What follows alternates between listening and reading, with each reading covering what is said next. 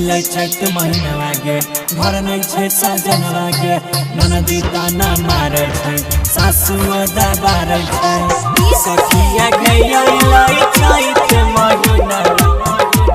Full music recording studio Bhatgama. Singing by Gaurav Thakur. हाँ सैया हमर भेलै नीरा मोहिया देवरो भागल कसैया गे सखिया गे अइलै चैत महीना मन नहीं लागै गे हो ककरा संग में काटबै गे सखिया बहे पूरा बैया निंदियो नहीं आबै छै उठै छै लहरिया गे सखिया गे अइलै चैत महीना मन नहीं लागै गे हो ककरा संग में काटबै गे सखिया गे अइलै चैत महीना संग में काटबै गे सखिया। फुल म्यूजिक रिकॉर्डिंग स्टूडियो भटगामा। तरस नयनवा छछनै छै मनवा घरवा में रोबै छै लालनमा गे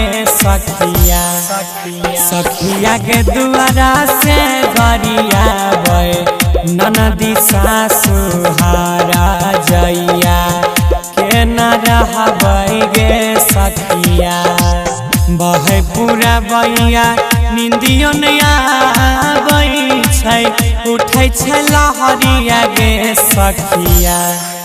सखिया गे अइलै चैत महीना मन नहीं लागै गे हो ककरा संग में काटबै गे सखिया गे अइलै चैत महीना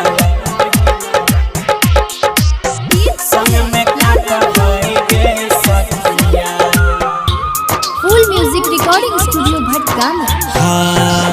घरवा के खर्ची कोई नहीं पूरा दिनों में लागै छै अन्हरिया गे सखिया गे गौरव जय नवीन सेहो भए गेलै दरदा नहीं समझाबै गे सखिया सैया हमर भेलै नीरा मोहिया देवरो भागल कसैया गे सखिया गे अइलै चैत महीना मन नहीं लागै अंकित सागर संग में काटबै गे सखिया।